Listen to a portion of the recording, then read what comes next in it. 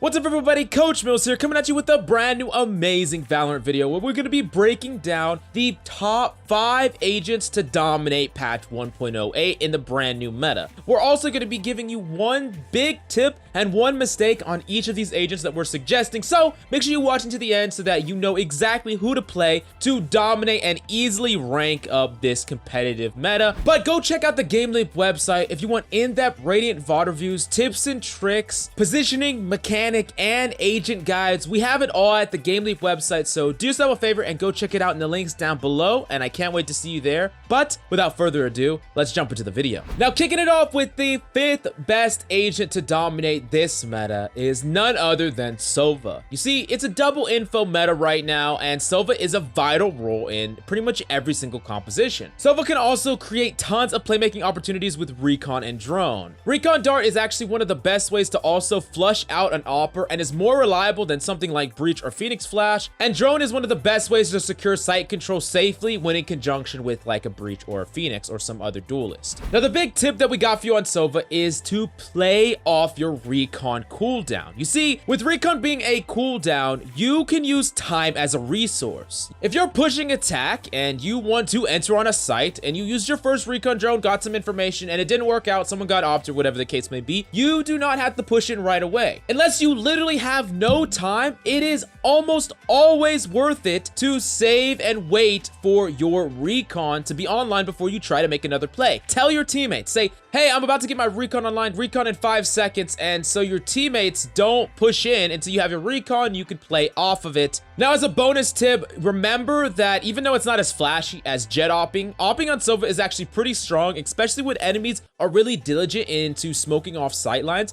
because unlike Jett, if they smoke off a sightline, Sova can do a really fast moving, it's important that it's fast, Recon arrow that hits just outside the smoke, and then he can op someone through the smoke, and enemies aren't going to have much counterplay because they're going to think they can push on the site, but you're going to punish them directly for that. And it's a really powerful way to get picks even when enemies play correctly and try to block off your sightline. Now, the big mistake that we got for you on Sova is not talking or calling. You see, in pro play, Sovas are typically in-game leader for a reason. You should be calling when you're droning in. Call for follow-up. Say, hey, I'm droning in, follow up my drone. You should be calling out your plays just like we talked about with playing off your Recon cooldown. It is incredibly important that you're vocal with all your abilities, because the last thing you want is for you to be about to drone, right? Or about to Recon, and one of your teammates peeks and dies instantly, right? And you're just like, what the hell, man? And that can be prevented if all you have to do is just open your mouth and tell them. Say, hey, let me get info first. And I promise you they'll listen to you, because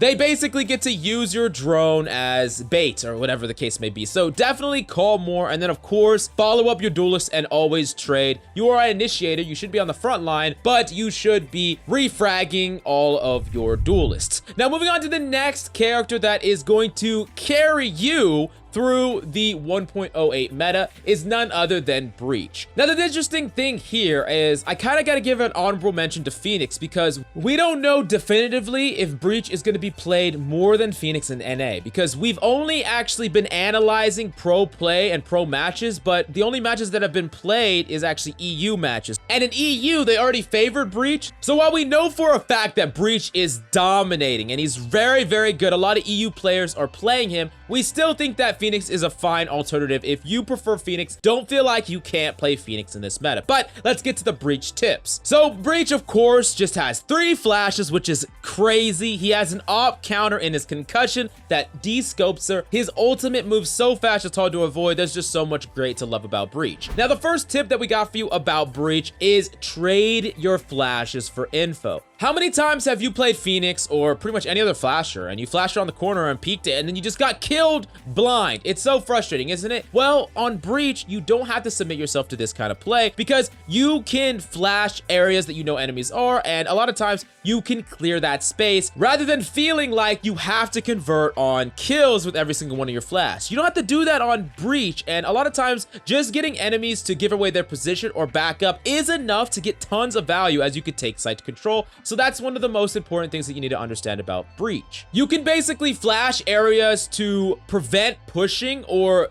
zone away enemies while you take space. So imagine an example where you're trying to push on to A on ascent and you flash tree room while you try to take space on point and close double doors. In a sense, you're kind of using your flashes as zoning tools to help you create space and create site control, which is exactly what you want to accomplish on Breach and is one of the most important things that you could be doing. So definitely keep that in mind. Now, the big mistake that players are making on Breach consistently is, first off, going in first and acting like a duelist. You see, the thing on Breach is you want to convert on all your abilities, and you don't want to die when you have 4 abilities left over. You are absolutely essential for site control, and if you're the first to peek choke and you get killed instantly and someone refrags you, now you don't have all these amazing abilities for taking site control. Now, I'm not telling you to bait, and I'm not telling you to just wait behind all your duelists and just not go in. You are responsible for refragging, yes, but it is very important that you're not the first one dead, because that's going to perpetually lead to more deaths down the line. And if you are the one that is using your abilities to claim site control, a lot of times you're going to be able to set up scenarios where y'all get a kill or clear site without anyone dying. But if you die right off the bat, then you're not going to be able to do this. So definitely keep that in mind. You are not a duelist on Breach. You are actually an infiltrator, so make sure you identify your role and you play in accordance with your job. Now, moving on to the third character to dominate this 1.8 meta. And you might love her, you might hate her, hell, you might even simp for her, but it's none other than the sniper goddess herself, JETT, in op meta, of course, because JETT is incredibly powerful. We all know how powerful JETT is, how she can play ops fundamentally different. We covered this in many videos in the past, but baseline, she is incredibly powerful, and with an op in her hands, she is, dare say, dominant. Now, the big tip we got for you is to actually use your ultimate to either help patch poor team eco in force rounds or help you snowball more into ops. And let me explain. So let's say one of your allies can't quite buy an AR. You can just rock full armor plus your ultimate as a replacement for a gun. Sure, you can rock something like a shorty or whatever, but you're basically using your ultimate and trying to convert on killing an enemy and stealing their gun, or just popping off with your ultimate, and you help patch up that eco. Or you can use your ultimate as a way to pseudo save even when your team is buying full weapons, because your ultimate acts as a pseudo weapon, and then you can snowball that money so that you can basically buy ops way more, which of course is what you want to do no matter you're on attack or defense. You want to be opping on JETT. Now, realistically, not even lying, a lot of pros, high-level players will often shorty on save, knives on some buys, and then just op as much as physically possible. And that is a great strategy to do. I mean, if they're not going to patch the op right now, just abuse the heck out of it and get free wins if you're playing JETT. I mean, realistically, that is just the advice I'm going to give you, because it's the best way to win if I'm being honest. Now, moving on to the big mistake on JETT, and this is one that I've done in the past. I'm sure that you might have done this yourself, and it's not waiting for the ultimate animation to fully complete before psychoing in with her JETT ult. And if you feel personally attacked right now, I'm sorry, but this is a mistake that is really easy to make, because unless that animation is fully complete, you try to dash in, you try to updraft, and then all of a sudden you're whipping out your animation and then you get killed before you can even kill the enemy, and that's incredibly frustrating. So please, please, please, every time you use your ultimate, just try to completely get rid of this mistake, because it's a mistake that's going to get you killed. You're going to make yourself frustrated, and it's something that you got to continuously, like, think in the back of your mind, because sometimes as us JETT mains, we're a little bit all aim, no brain sometimes. We kind of just fly in, and then we get screwed a little bit because we didn't think things out completely. Anyways, moving on to the second best character to dominate patch 1.08, and this is the highest picked character in pro play, and it's none other than Cypher. And Cypher has the capability to carry so many games, but the thing is, people in ranked really aren't getting the same impact as people in pro play. But I can give you some tips to help fix that. Now, the first thing that you need to do, the first tip, is you gotta be mixing up between passive trips and aggressive trips on defense, and enemies will have a much harder time. You don't just need to be mixing up where they're positioned, you need to be mixing up how they're positioned. And what I mean by passive or aggressive, imagine you're playing something like on B bind, right?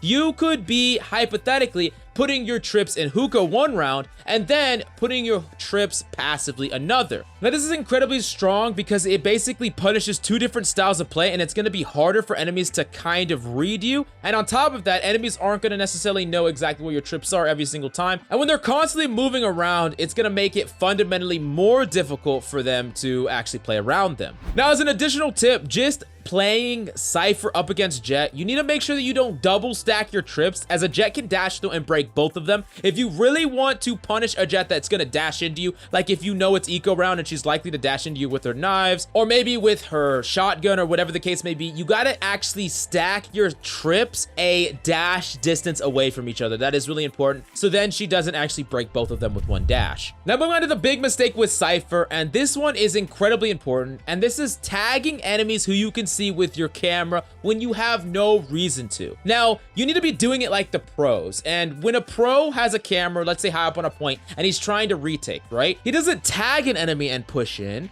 He calls where they are and pings them using the ping system. This is an incredibly powerful way to do it, because you understand that people will play fundamentally different if they know that you know where they are. If they are tagged, sure, you know the exact location that they're in, but they also know that you know this, and that could fundamentally change how they play the preceding matchup. And on top of that, they will kill your camera, which prevents any more information and plays down the line, because you would be surprised how useful it is to have a camera still around, especially when things get scrappy and you're in like a diffuse scenario. You can really bait enemies a lot by like tapping the spike, hiding behind a cubby, looking through your camera, and you can really easily set up a play where you absolutely dominate the enemy. But it's so important that you don't just see an enemy, tag them, get your camera destroyed, they actually are ready for the swing, they kill your ally. It could just completely throw the entire team fight. So please, please, please do it like the pros. Call and ping, do not tag. Now we go to the first and most dominant agent in the 1.08 patch, and you're gonna be saying, okay, if Cypher's the most picked, how can another agent be more dominant? Well, you see, Cypher's the most picked in pro play, and unfortunately, because you don't have the same teamwork and synergy in ranked play, Cypher can be lacking in some aggressive potential, and it's a lot harder to carry on him than I think our #1 spot can carry, which is Omen. You see, Omen has replaced Brim as the most played smoke, and he is maybe the most essential character,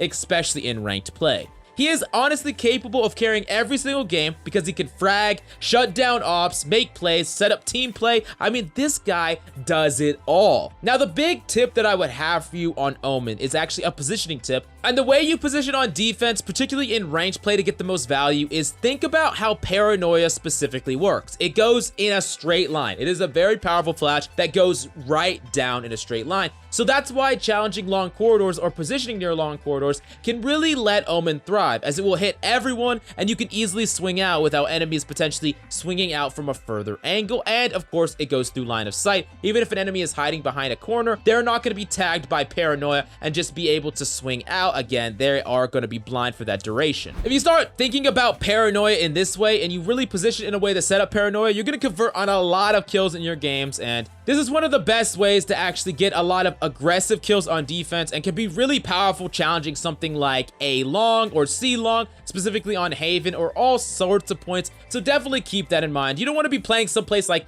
Garage, for example, on Omen. It is far better for you to be challenging some of those longer sightlines on defense. Now moving on to the big mistake that you are making on Omen, and it's not smoking for your team across the map. You see, unlike Brimstone, and something that is incredibly important, probably the biggest reason that Omen's seeing so much play, is that Omen can smoke in the entire map, unlike Brim, who has like limited range. This means that if you are playing all the way on A, right, you're playing A positioning and your team is getting pushed or there's contact in the default and they're trying to push onto C, you can smoke the entrance from default to C, and that really gives your teammates a lot more room to work with, because not only do they not have to guard that sightline, but if enemies are not immediately pushed through, they have a lot more pressure on them, because when they're pushing through a smoke onto point, this makes it exponentially more difficult for them to swing out with confidence with perfect crosshair placement, and it just basically stalls them and gives your team a better time. This is 100% your job to do, and this is why Omen can help people anywhere. Like, you could be setting up in these positions for these paranoias, but you can still help your team from across the map, and that's something that Omen can specifically do, and that is one of the reasons he's so powerful, but people are playing Omen and not doing this. So this is one of the most important things for you to be doing. You should be doing that every single time, and Also, with all the crazy paranoia strats and the teleport strats and all that stuff, you are going to be dominating the 1.08 meta on Omen. But of course, you will dominate every meta if you go to the GameLeap website, where we have in-depth VOD reviews where we break down plays step by step, so you can learn exactly what high-rated players are doing in their games, and you can learn exactly how to do what they do so that you can easily climb the ladder and just dominate every single game hard carrying your trash teammates. So do yourself a favor and go check it out in the links down below. But that's all we got for you today. Thanks so much for coming by. I'm Coach Mills, and of course, until next time.